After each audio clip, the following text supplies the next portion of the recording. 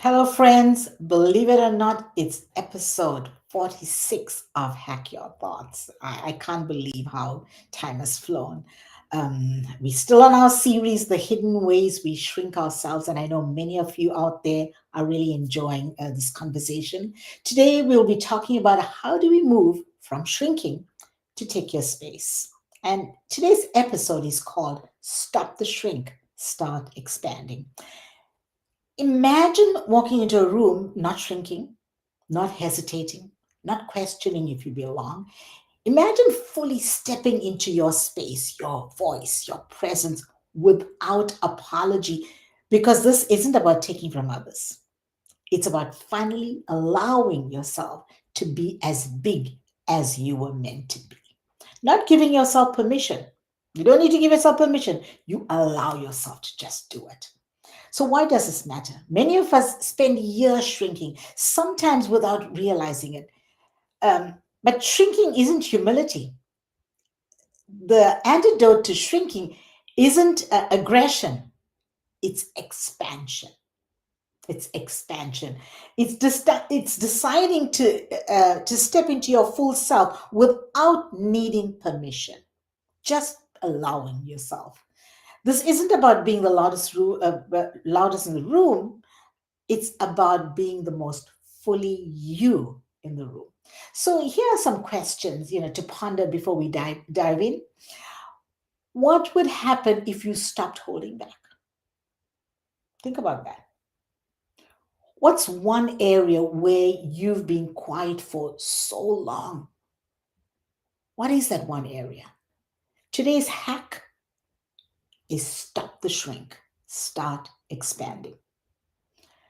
Choose one way to take up more space today. Find that one place where you can take up more space. Speak up. Sit at the table instead of at the edge of the table. Stop apologizing for existing. Shrinking doesn't serve us, and it's certainly not serving the world. So let's talk about how we shift from shrinking to expanding and what it really means to reclaim your space. So again, we have in the studio two exciting, incredible voices and two individuals and humans that I love and respect so much. Kevin Johnson KJ and Steve Tulowitzki. This and after this break, we're going to dive right into that conversation. So don't go away. We'll be right back.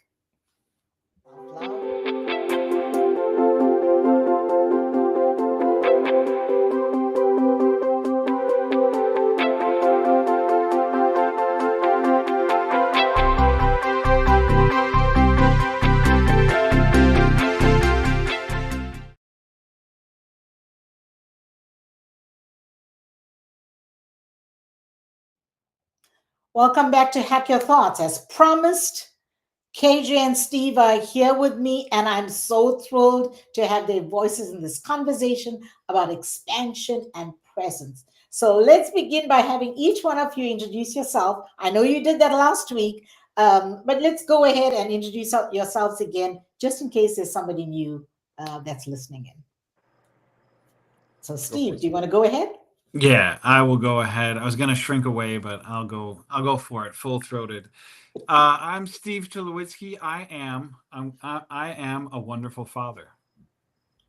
I thought of that in preparation for this because Chloe, you told me that once. I was having a tough time. I was doubting myself, and you just said, "Steve, you're a wonderful father." And I kind of shrinked away, and you probably said it 3 or 4 times straight to me. My girls, Zoe and Lana, are the most important thing in my world. For them, I became a coach, a leadership coach. For them, I want to keep getting better at all of this stuff every day because through our children is how we make the world a different place. Mm, And yeah, so that's me. I am a leadership coach and lucky to be friends with you and KJ. I love that because family and the ones that are dear to us is where we can be our most real self, where we should be our most real self. Mhm. And I feel that way with Jethro, even though sometimes I want to pull my hair, but he helped me to show up in my real full self. Mhm. Um, KJ. Yeah, thanks for that opening, Steve. I was thinking about that earlier myself. The first folks I ever coached in my life were my children, Mm. and Andrea, Kevin, and Alyssa. To this day, we talk pretty frequently, especially recently. Now we have a daily check-in around, accomplishments, like what have you done today? What have you Mm. accomplished today?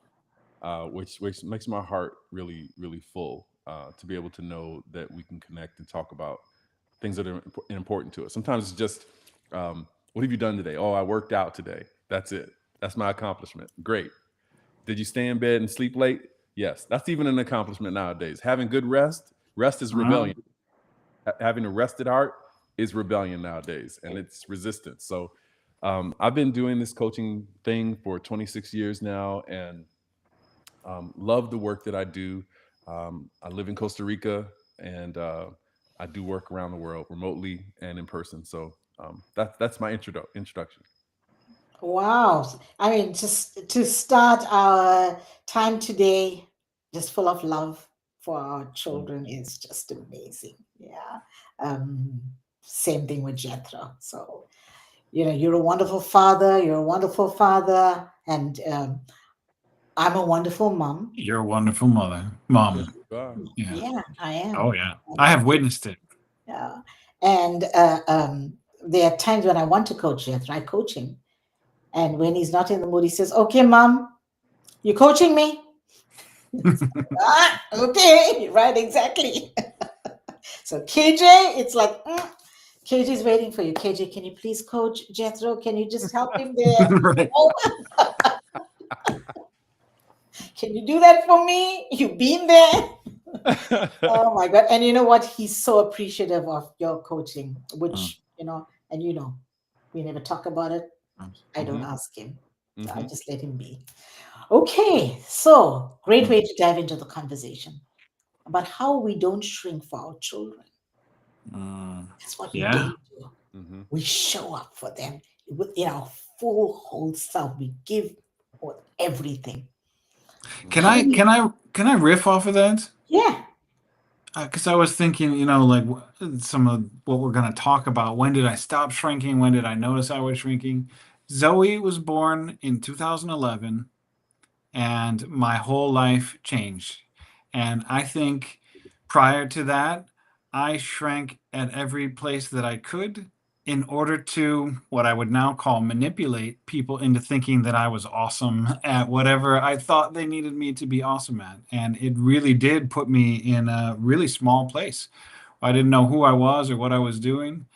And she was born, and there was something in me that knew that that wasn't the real me. And it took me a whole year. It took me an acute mental health crisis. It took me to community, to reading, to learning, yeah, to admitting that I wasn't A plus all around 100%, this amazing person. In fact, I had let my ego, which I named later Stego, because he was making a mess of things. I let him shrink me, but not when Zoe was there. Like it took me a while to figure it out, but my whole life has changed since she was there. Mm, yeah.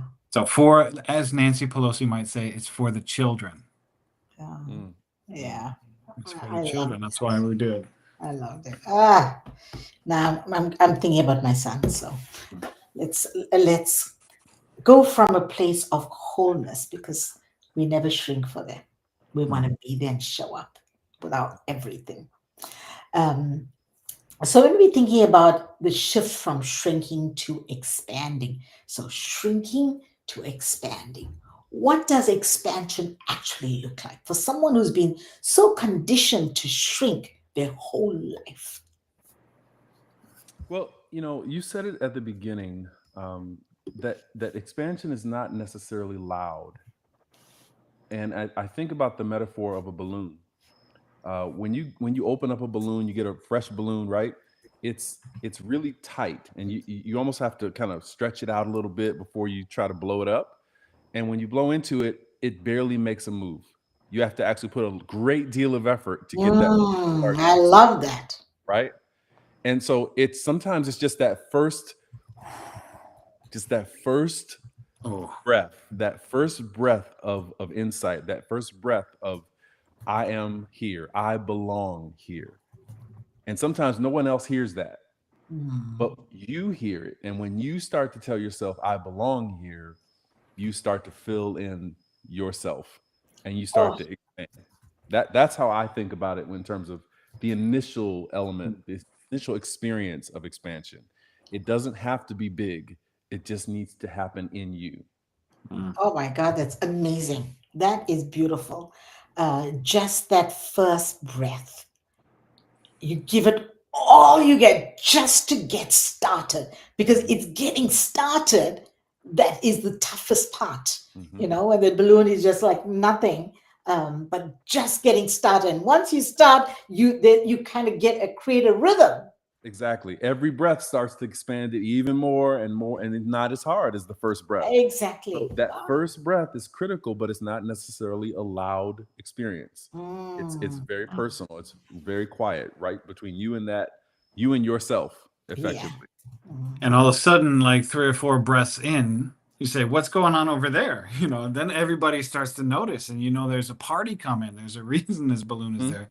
What I also love about that metaphor, KJ, is that the balloons are manufactured all shrunk to be small, so you can pack them all in one little bag and Wow. ship them around.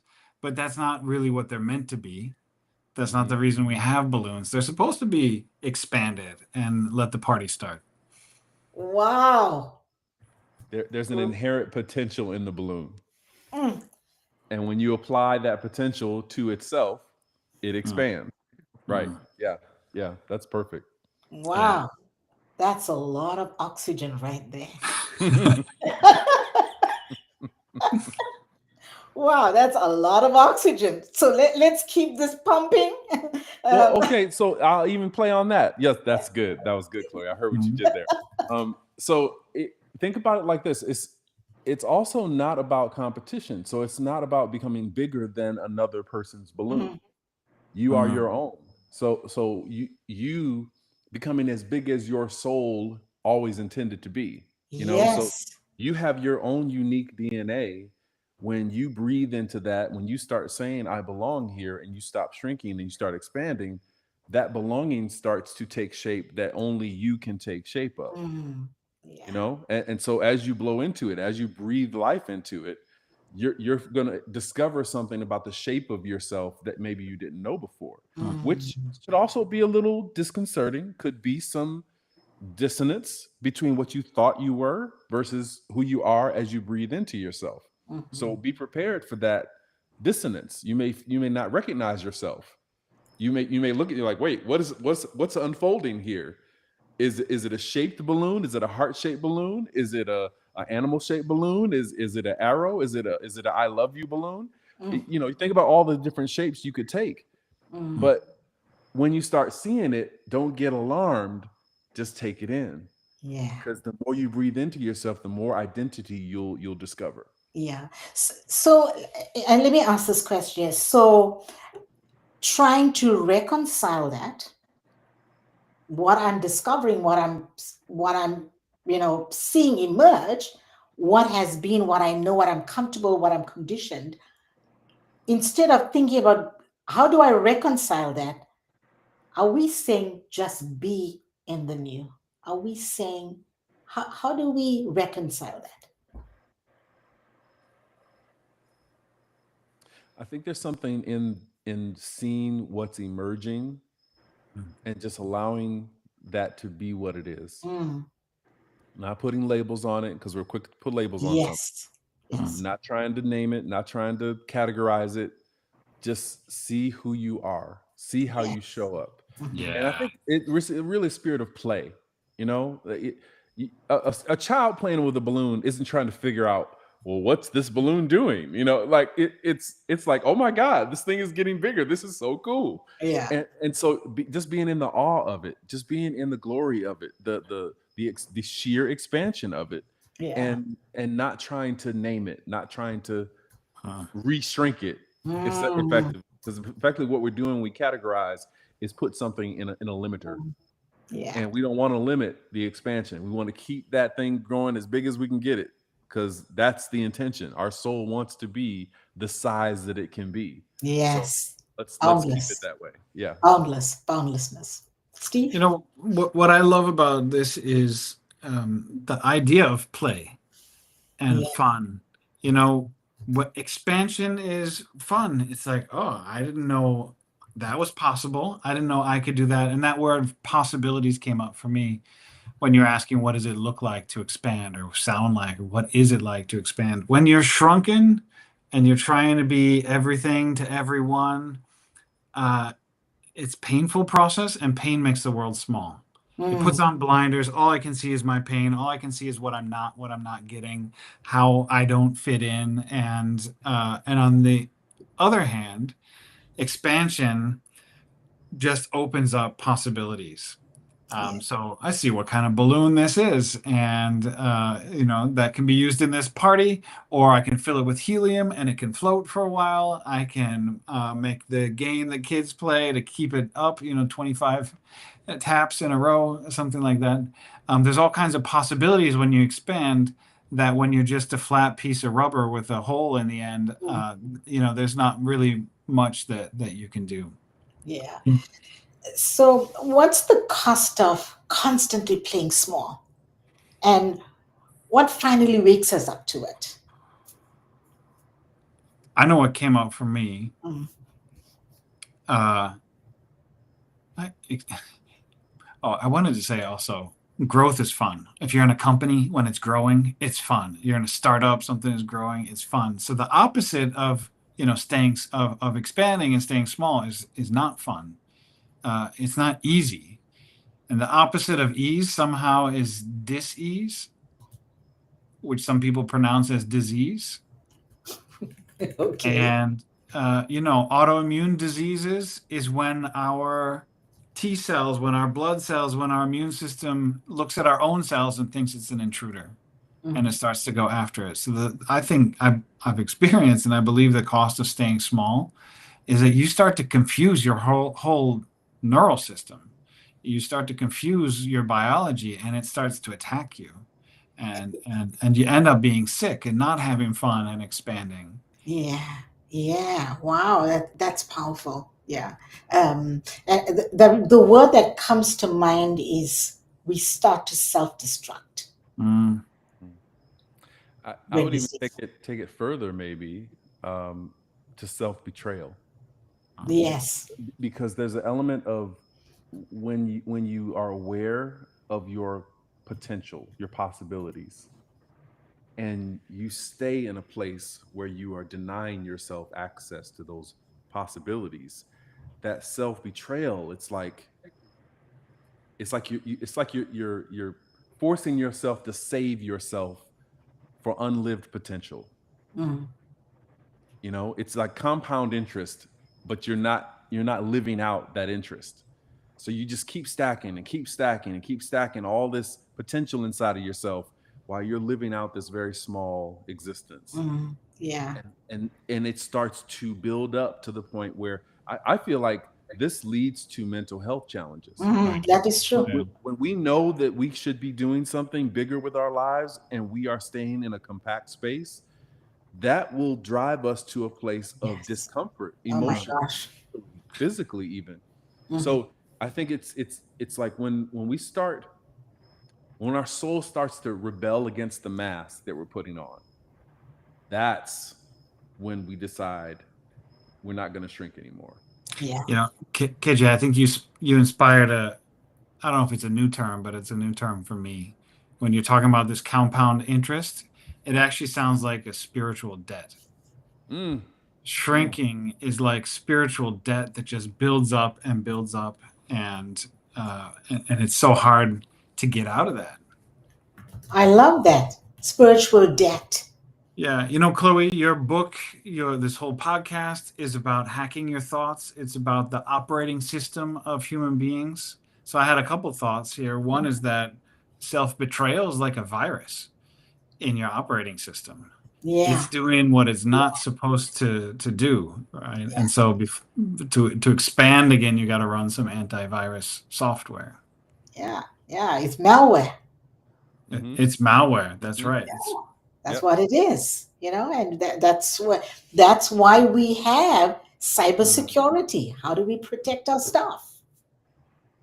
And there is a term called technical debt, right? When you're coding a piece of software or a product, you take a shortcut here, you do something that's easy there, and that worked, and then you keep doing that over and over and through different iterations of what is you yourself. I took a shortcut, I made a little fib here, I pretended that I was excited about that there, and all of a sudden you've got all this technical debt, which makes your software, your product, much slower, much less effective and Yeah. clunky. You can still get by, but it's something that you really got to address, that technical debt or spiritual debt, maybe it is here, if you're going to expand. Yeah. As we talking now, I'm just, what's coming to me is, how do we find our algorithm? What's our algorithm? What's that thing that works? What's our formula? How do we nail that? How do we get there? So those are thoughts that are like spinning in my mind right now. How do we get to that formula or that algorithm? Well, that's really interesting. I was thinking about that earlier too, around what does that even look like, the algorithm? And so if we play around with this balloon metaphor, it could just be, what is the ultimate shape of our soul? Yeah. And when we're shrunk, we can't fully see it. Mm. When we fill it up, we can see it, and the algorithm is in the shape. The algorithm is constantly looking for itself, right? So when we like something on some of these social platforms, the algorithm gives us more of that. Mm. And in our own systems, in our own operating systems, the algorithm gives us more of who we are once we recognize it. Yes. But if we shrink, the algorithm will give us more of our shrinkingness, right? If that is a word. Yeah. Right. So the more we identify with who we are, the more the algorithm shifts to give us more of what we see in ourselves. Mm. And that's a self-reinforcing thing, which means when we have the self-betrayal, the algorithm gives us more of that. Thinks that's what we want. Yes. So our intentions applied to this thing makes the algorithm work. And our intentions to shrink makes the algorithm give us more. And our intentions to expand makes that algorithm do the exact same thing. Okay. So for everybody listening, what's on your feed? What's on your feed right now? Because whatever that's coming up on your feed is how you're thinking, what you're looking at, everything that you're drawn to. Your feed is who you are. Do you want that feed to be the way it is, or do you want to change that feed? Go ahead. Yeah, there's another metaphor. It's actually from neuroscience, a part of your brain called the RAS, RAS, or reticular activating system. And the metaphor I love the most for it is that it's the bouncer for your brain. Right? There's a club, maybe there's rhythms inside, maybe Al Gore is playing music inside. That's the Al Gore rhythm. You want to get into that club. And there's a bouncer on the door, and the bouncer has a list, and he says, only these things are allowed into the club, which is your brain, right? Which is your consciousness, your experience of life. And if you program, I want all these, I think it's important when I feel small. I think it's important that I get this promotion. I think it's important that everyone has a great opinion of me. These are the things that are important. That's what your bouncer starts looking for, and looking for evidence of either good things or bad things. So when you give the bouncer a good list, I want to expand. I want to see what's written on this balloon that I can only see when I blow it up. I want to have fun in my life. I want more clients. I want more great relationships. I want to be on episode 49 of the podcast. You put these things on the list, and then you start to see the opportunities out there as you get bigger and bigger. Yeah, wonderful. Let's go to the next question.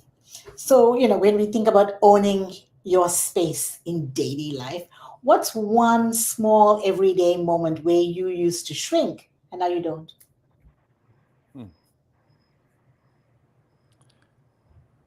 Oh, I got one I've been playing with. In fact, some of you might know I have a new hobby, a new habit. It's a well-being habit. It's totally fun, and it's called pickleball. We do that in the United States, especially up here in Michigan. And I just came from my first league event, and there was, 4 of us playing, and one guy was kind of shrinking. I could tell he was good, but he just hit one shot that wasn't good. And he said, "Oh," his name was Steve too. He's like, "Steven." And then he started saying, "I'm sorry," to his partner. He's like, "Oh, I'm sorry, my bad. So bad. I hit that." And that's kind of like a polite thing that we have been programmed to say. "I'm sorry. You show up late for a meeting? Sorry, I'm late." I always share this with my clients, but I decided to do it at home. I just had a conversation with Celine as well. It's like, there's no more sorry unless somebody did something on purpose to disrupt things. Otherwise, you're not sorry. Instead, we're going to say thank you.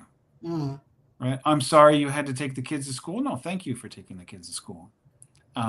It does a lot of things to Yeah. reprogram, right? When I say I'm Yeah. sorry, I'm talking about feeling guilty. I'm bringing negative emotions, and I'm making it all about me. Mm-hmm. If I say thank you for your understanding, thank you for taking the kids, and what I did with my other Steve at pickleball, I said, if you feel like saying you're sorry, please say thank you. And if I hear you say you're sorry, I'm going to say you're welcome. And then, he was like, "Oh, thank you." And we ended up winning. Like, we won that match. We're winning at home by saying thank you instead of "I'm sorry." So that's one thing that actually, when I bet listeners and all of us, you start looking at how often you say you're sorry in a day, it's probably a lot more than you expect. So there's a hack. Thank Yeah. you. And as you said that, it feels simple, but the more we hear it, the more we will begin to say it. The more that actually becomes a thought that is so embedded in us that we just say, "I'm sorry, I'm sorry, I'm sorry." And it's becomes a habit that we don't know we're doing. And you could just as easily say thank you, thank Yeah. you, thank you. It is also a message to yourself and to your bouncer Mhm. that you are worthy of help and understanding from others. You Mm. deserve help and understanding from others, and that's what life is really about. So it's Mm. a small tweak, but it's a big shift. That's I beautiful. remember when we were at in Terranea, and one thing I will never forget is big doors swing on small hinges. Mhm. I'll never forget. Mm-hmm. KJ? There's a little Yeah. hinge right there. That's a small hinge on that Yeah. door. That was good, man. You hit it right on the nail. Yeah. Uh, so I think about a time when actually we were all working together, Hmm. and it was a new environment for me. Hmm. I'm, I'm kind of a free spirit, not necessarily wired for huge corporate spaces. And so it took me a minute to get my bearings on when I should insert myself in conversations. And sometimes I didn't feel the need to because someone else had already articulated the very thought that I would have contributed. And I'm not, you know, wired to be politically savvy and, just get my voice in there somehow anyway. So I found myself shrinking inadvertently. I didn't necessarily think I was shrinking, but because I wasn't presencing myself, Mm. it was perceived that I was shrinking. Mm. And so when I got that little nugget of feedback, my intention changed to I'm going to be the first one to share. I'm not going to wait to see what everyone else has to say. I'm going to presence my opinion, my point of view first. And when I started to do that, all of that feedback disappeared. And all of a sudden, people understood where I was coming from. And I didn't have that sense of my voice isn't in this space. Mm. And sometimes this is tricky because sometimes we have people that there are folks that just want to hear themselves talk, and they don't add anything to the conversation. I never felt that way about myself, but I always felt like, well, if someone has already said it, why would I? But I took that away from myself. I took that excuse away, and this is my hack, by Hmm. being the first one to say something. Mm. And now everyone else has to decide whether they have to say something in addition to what I've added. So I took that old excuse away from myself, but I also forced everyone else to have to bring their own point of view after me instead of me waiting to see what other people said. Mhm. What if somebody is listening to that story and they say to you, "KJ, um, I want to be the first person to share, but the words just don't come as quick as I wanted to." Everyone doesn't have the gift of improv, and I know I do. So I know that if you gave me a word like spoon, I'd be like, you could dip with it, you could sip with it, you could do all kinds of cool things. You could scoop some things out of sugar cup with it. I can make up all kinds of ways you can come up with a use for a spoon. Not everyone can do that. Mm, So if that's not your gift, don't try to be the first one to speak. But if you have a point of view, mm, don't wait to the end. yeah. Be the second or the third. Some folks, especially introverted folks, they need a second and they need a beat Mm, to process something and articulate what they're thinking. So maybe you're the third or fourth, but don't sit until be the eighth, the ninth, tenth. Try to find your sweet spot where your voice fits naturally and you've given your time to think. mm, So that's all I would add to that. yeah, yeah. And, Anything? and yeah, let's not forget about allyship, right? If you're not the person who can say, "Oh, I'll bend the spoon with my mind," or what, if you can't riff off of the spoon, um, or maybe it's an environment where you say something and somebody talks over you, right? And you're not given the space. Find someone who can say, I was talking to KJ and he told me something really amazing about it. KJ, you comfortable sharing that right now? Mhm. Find someone else who maybe does have the gift of gab to make that space for you and ask for that help. You mentioned improv, and Chloe, for your question of what if the words just don't come out. What Mhm. they teach us in improv is just start saying anything, and eventually it'll start making sense. Yeah. Yes. I So think have it's some practice prompts. Practice some prompts. yeah, you Yeah. just start saying words, and then they start to make sense all of a And sudden. and the principle of improv is yes and. Hmm. Yes. So Yeah. what someone has just said, agree with them. Let you give yourself a thinking time Hmm. moment, right? And as you're saying, yes, I totally agree with what you just said about so and so issue.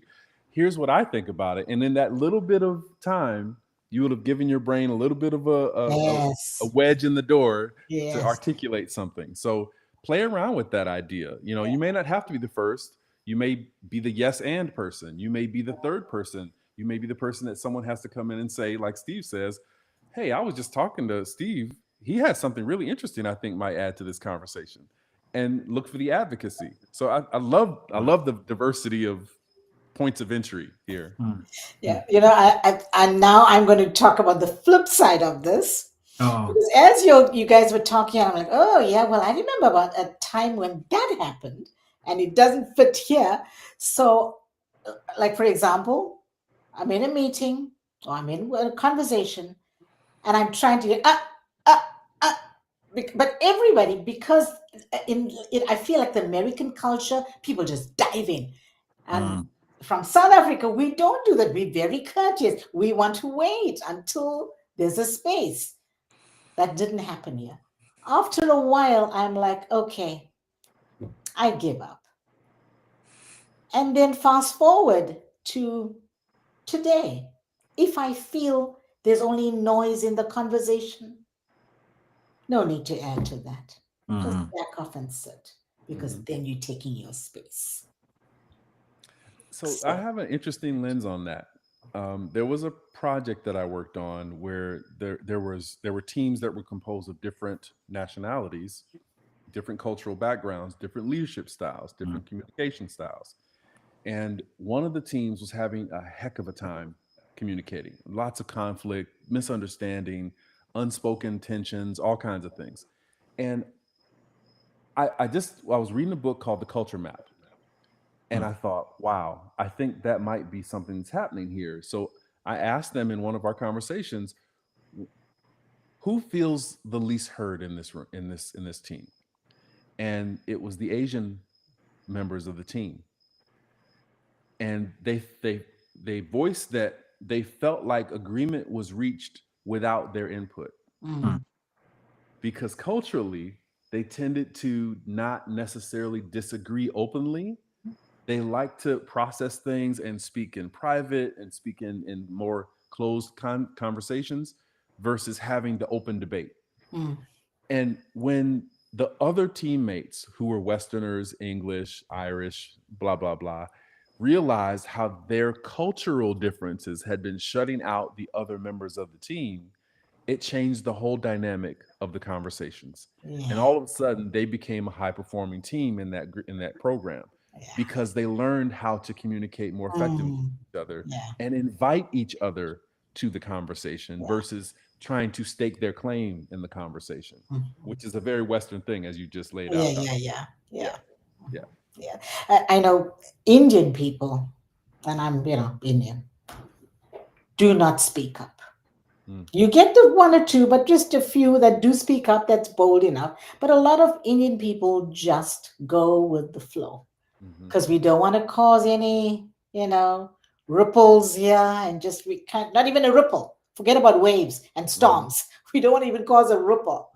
We just want everything to go smoothly. So the tendency to not rock the boat is there. Let's comply. Let's follow the rules. Let's be the good thing and let's not get picked on.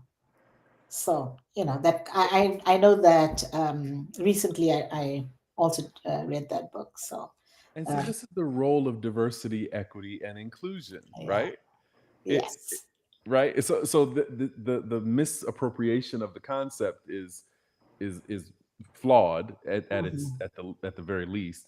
But when you think about what it means to include people, Hmm. to make sure their voice is heard, so you get the value of their point of view and their experience and Hmm. expertise, Yeah, is so much richer. yeah. And so when our culture forces other cultures to shrink because their cultural behaviors don't align with ours, Hmm. we're missing out on the richness of what they have to offer. Yeah.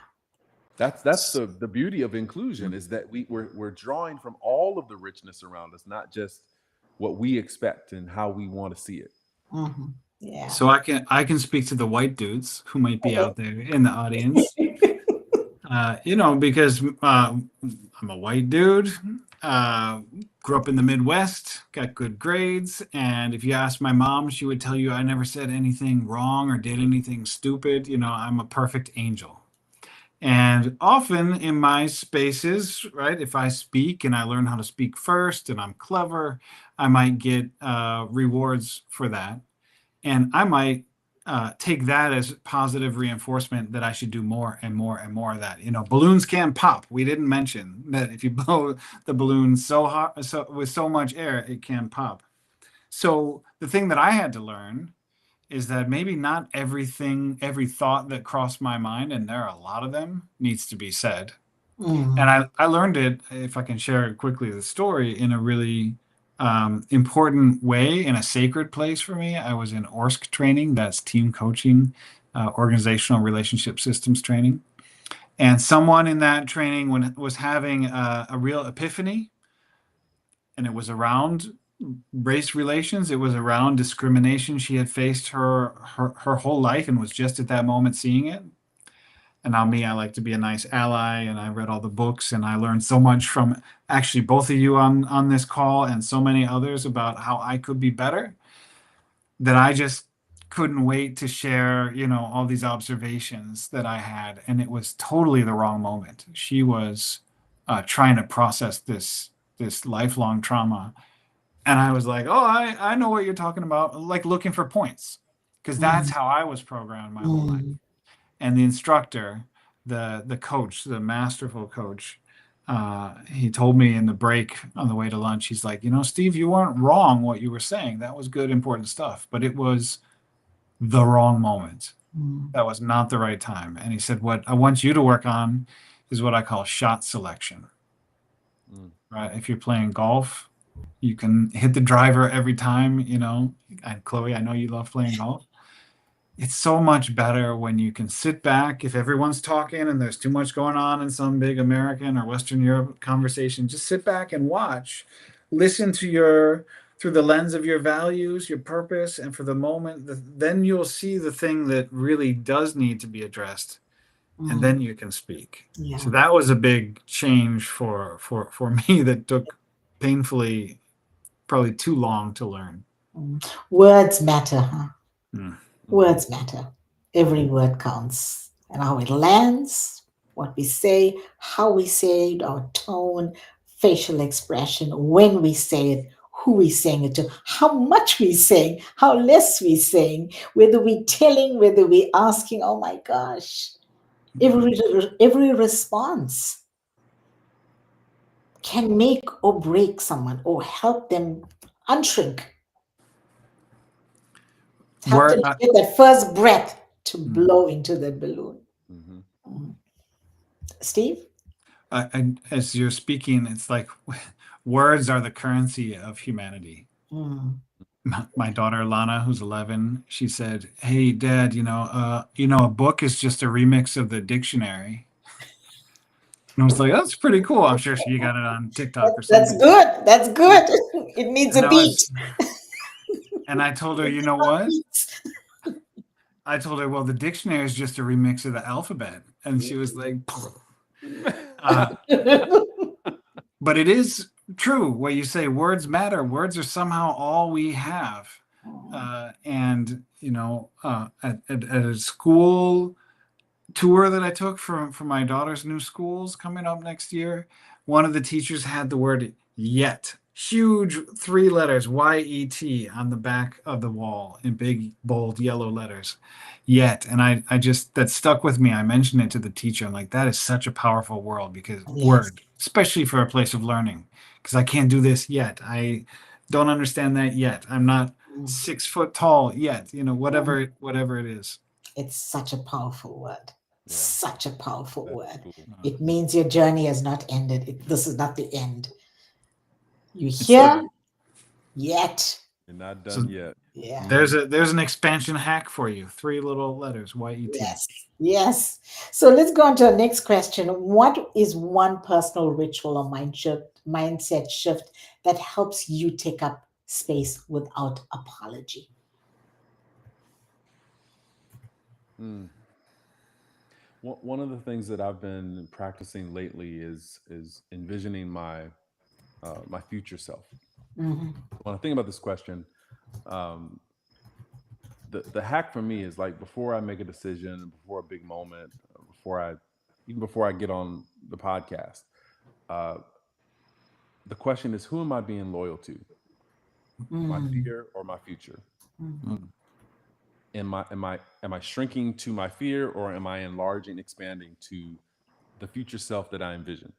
Yeah. And that's pointing to that yet, the Yeah. person that I am not yet, and as opposed to the person that I'm very familiar with. And whenever I shrink, it's going back to this familiarity and comfort.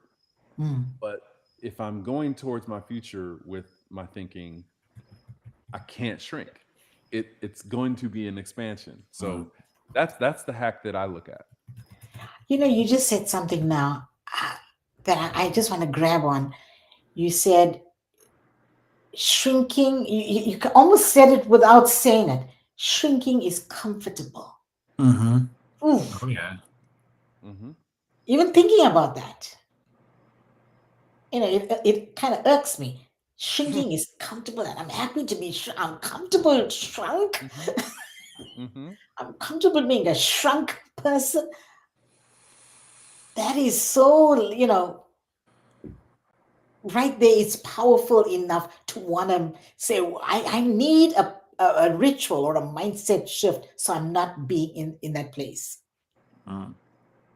Well, it's like the parable of the boat in the harbor. The ship is safest in the harbor, but the ship was never meant to stay in the harbor. For the ship to expand, it doesn't mean the ship gets bigger. It means the ship does what it's supposed to do. Yes. You know, and Yeah. the ship going out on the ocean is risky, but that's what it's supposed Mm. to do. It's built to do that, and so the safety is not the point. The Yeah. the ocean is the point. Oh my gosh. I love that. Mm-hmm.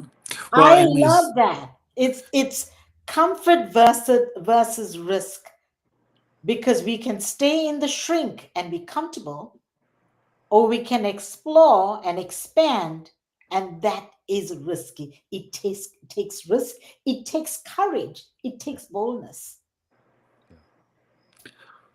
well, and we haven't talked about one thing that keeps us small it's a coaching term, saboteurs. these voices in our head who tell us, no, don't do that, don't do this, you're doing it wrong, it's not your time. All of these saboteur voices, they're trying to keep us safe. Yeah. Don't raise your hand in the meeting and make that controversial point. Don't say yes to that, leading that training course or to that business opportunity or studying abroad or whatever it is. Don't say that. It's way too risky, way too dangerous. And that really keeps us small. So my hack of one small thing that I started to do to stop keeping myself small is saying yes. So it's not Y-E-T, it's Y-E-S this time. And in particular, what an agreement I made with myself 15 years ago was if somebody wanted to talk about coaching, the answer was yes. And I can tell you why. I was at a leadership program. I was learning how to do it. It was in Utah, and we were snowshoeing. And I was talking to everyone in my group about coaching. I was asking them coaching questions. And one of the people pulled me aside and said, Steve, stop coaching. Like, not everything is about that. You can be something else. Like, we're tired of it, And so that wasn't the group that wanted to talk about as much as I did. So when people showed up, when I was sent people in my life that said, hey, what is this coaching about? Or I want to explore that with you.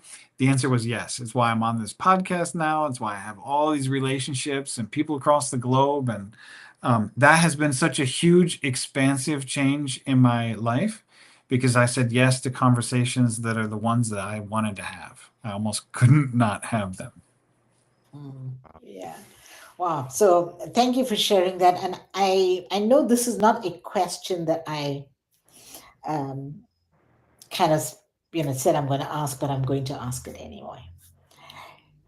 What is one word of not just advice, but motivation? One motivating word that you can put out there to someone who is in a shrunk place right now, and they want to expand, and they said, help me, coaches, help me. How do I get this started? I mean, the word that came to me is 2 words, but you could say them fast and it would sound like one. Why not? Whatever you're worried about, whatever you feels uncomfortable, you don't feel like doing it, you could ask yourself, why not? It's like the 5 whys. You might have heard of that. Try the 5 why nots. And I think you will uncover the viruses in your program, the saboteurs, whatever we want to call them. You're going to discover that it's fear. You're voting for fear instead of your future. And you might uncover some real stuff from your past that you might need some help with. And there are people who can help you overcome that. So why not? Yeah. So the 5 why nots. AJ? I would, my word's a little bit smaller. It's do. Do. If That you water think on the grass? 2 letters, Oh, no. D-O. Okay. Do. Do. It makes more sense. Because if you're doing something, you're inevitably going to be taking a risk. Even if you do nothing, you're safe. If you sit back and watch, you're safe. If you're silent, you're safe. Maybe it could be a false safety. But if you simply do what you know to do what comes to your heart, do what comes to your lips, say it. Say the thing, do the thing, build the thing, make the thing, do it. That is going to show you something about yourself that you never knew before. When you do something, you are pushing yourself outside of that initial boundary. And so the moment you do, you're in a new space. You're in unfamiliar territory. You have to learn something. It's inevitable that you're going to grow because you do. That's the word to me. Yeah. Okay. So here we have it. The 5 why nots and do. So, KJ, thank you so much for sharing your wisdom as usual. Steve, your wisdom, all your little phrases that you put together that comes together magically, and KJ with all your illustrations just beautifully just come together. Thank you so much for making this conversation so real. Can So we for say all, thank you, Chloe, for making this space, inviting us back time and time again? I mean, you don't know how much fun this is Yeah. and how meaningful it is. So thank you. you're coming back. This is not goodbye. Yeah, but it's a good habit. Thank This you. is not the end. You're coming back. I got something else happening. There's something going on there. It's Yeah, brewing. I already manifested at least episode 49. There you Yeah. go. There you go. Check Uh, the Yes. tape. Hmm. Okay, so everybody, this week, choose one way to expand, whether it's raising your hand, lifting your posture, or just like simply walking into a room like you belong because you do. And why not? Because you do. And why not? So the journey from shrinking to expansion isn't about being loud, it's about being whole, and you are here to rise, not to shrink, to rise. You are here to take your space. Take your space. Okay, so everybody, take care, and we will see you next time. Thank you.